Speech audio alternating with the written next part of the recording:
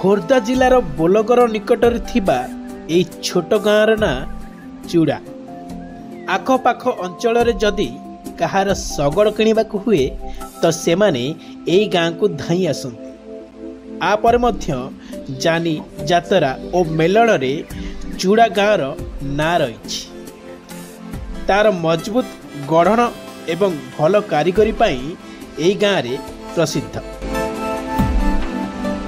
स्थानीय लोकंक मतरे चूड़ा गाँ रे प्राय 150 वर्ष धरी शगड़ तैयारी होची।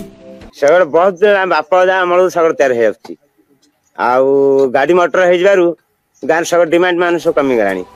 आगे गाँटा सारा समस्ते केवल शगड़ तैयारी रे स्वच्छंद भावे चलुथिले मध्य एबे किंतु आउ सी अवस्था नाही।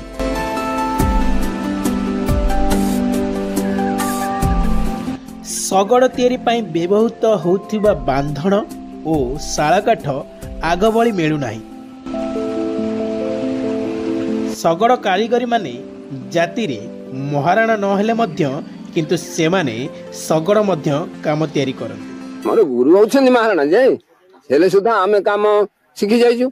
आमे होजु खंडायत महाराणा न